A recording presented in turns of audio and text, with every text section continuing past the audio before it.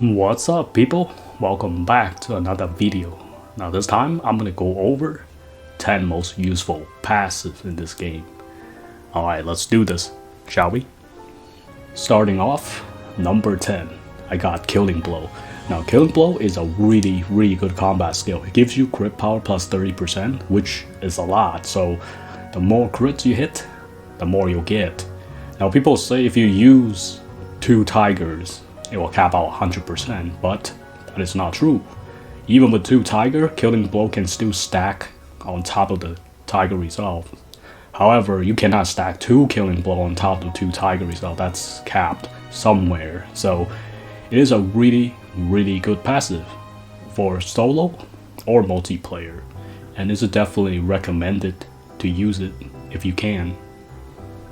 Number 9, Blade Dance. Now Blade Dance is a really good passive as well. It's a follow-up attack +1, so max HP minus 10%. HP don't really matter that much. It's just mostly the follow-up attack. Now the follow-up attack is 10% more damage to your previous hit. If you hit a crit, you'll get another crit, but it's 10%. Now the Blade Dance is really good for increase your chain damage, like the level of the chain. It's much easier to get to level 4 chain with a Blade Dance than having Killing Blow. However, this is a really good, skill, because the more damage you hit, the more you get. So basically 10% of whatever, if you're gonna hit a big number, you'll get 10% of that number follow up. Blade Dance isn't actually, it's kind of weird when they explain a follow-up attack. It counts as an extra hit, technically, not just 10% damage. If you take a look in the buff list, let's see, where is it?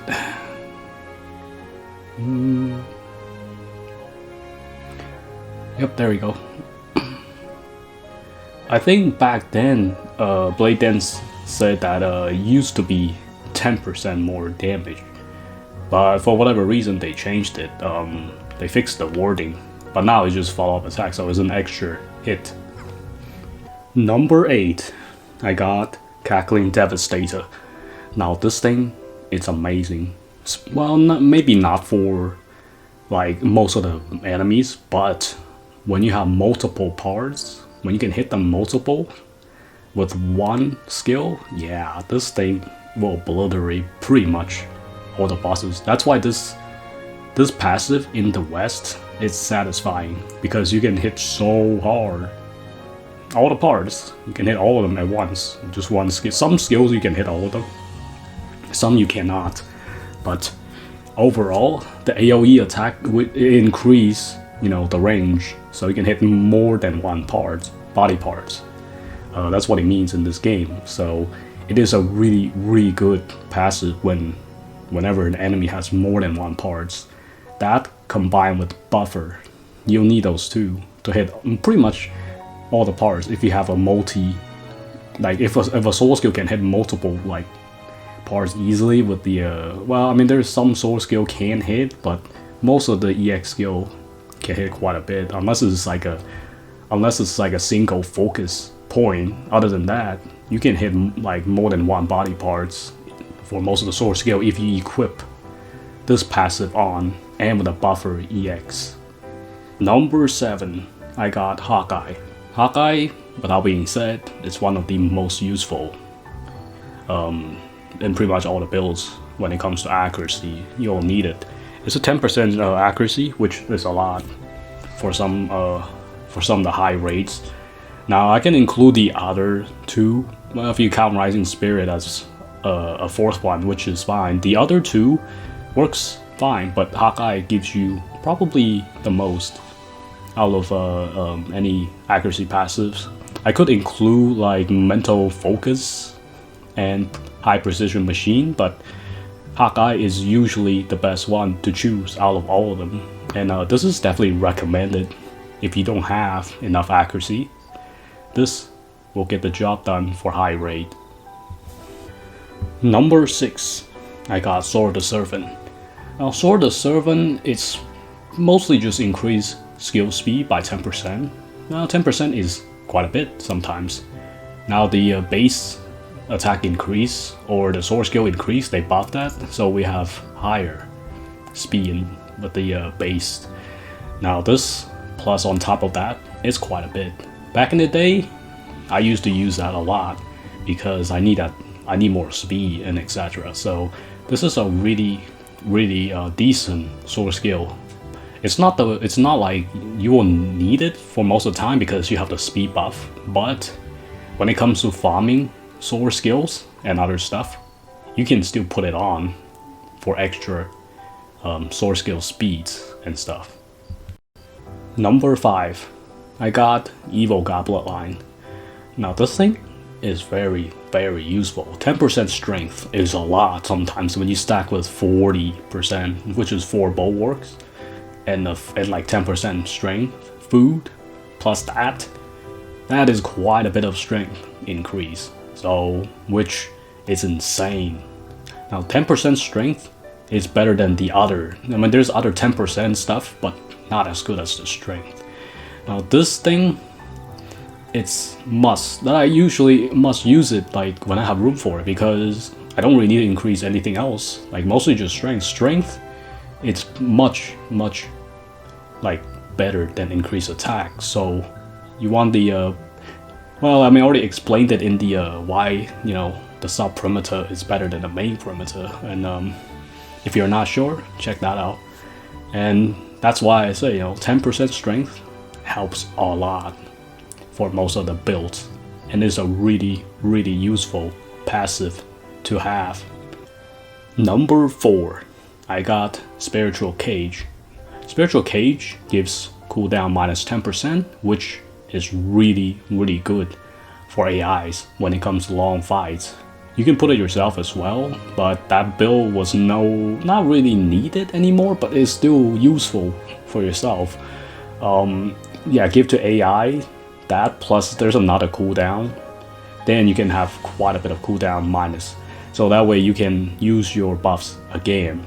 And Spiritual Cage is really good for long fight. That's pretty much it for the cooldown, and it is very useful because you don't want to sit there too long, wait for the buffs to come back. But with this and another cooldown skill, yeah, with the incarnations, etc., this will get the job done so fast. Like your buff will come back as soon as you finish when your buffs runs out. So this is a must use if you're going for a long fight. Not for yourself, maybe not, but for your AIs, it is a great choice. Number 3, I got Mental Resonance. Mental Resonance is probably the highest special accuracy passive in this game. So if you need a little bit more special accuracy, this this passive will cover it. Now this passive is pretty much only used if you're using debuffer. Like there's no reason to use if you're not using debuff. Similar to give to your AI and yourself if you need to hit the sword skills or wits end. That's the only good thing about this passive. There's another one gives like Shadow Hands gives like 15%, but this gives 20%. Might as well use this over the other one. Why use the other one? Like if you only have one room for it, just use the Mental Resonance, and then you should be good to go. Now, like nowadays, the extreme doesn't require a lot of special accuracy. Usually just one passives and good amount of special accuracy. You're set. Your wits end should be able to hit no problem. And yeah, it's a very useful passive if you are a debuffer or your AIs. Number 2, I got Domain of Expert. This is a really good passive to have, because with the higher connect sort of sword skills, you'll do more damage. Now the passive, the differences between the passive and the boots incarnation setup is the passive you can do it any way you like to get the 4/4. I don't think there's a certain order you have to do it, but with the boots you have to do a certain order. So just like the food you don't have to worry about it. But yeah, with the boots, you're gonna have to do a certain order to reach certain sword skill. With the passive, you don't have to worry about too much. That's why the passive is really useful. However, it's gonna take 1 slot out of the 4 slots. So if you don't have any of those accessories, use this passive and eat the food, and you'll be good to go. Other than that, it's a really good passive to have to substitute for the boots and the incarnation if you don't want to use it. Last but not least, I got Rising Spirit. With that being said, this is probably the most useful passive in this game. What can you say? I mean, 5% of everything. That is a lot. If it's 5 more percent, that's a bulwark. That's a free bulwark, so it's a half of a bulwark. This passive is really OP. If you can, I pretty much put it on for any build because of all the stats increase. It is a lot. It is a lot. Now, this thing, without being said, you can see it yourself. There's not much to say about Rising Spirit besides it's literally like a bulwark. Try to put it on for any builds if you can. It will help you a lot. Alright people, I hope you enjoy the 10 more passive.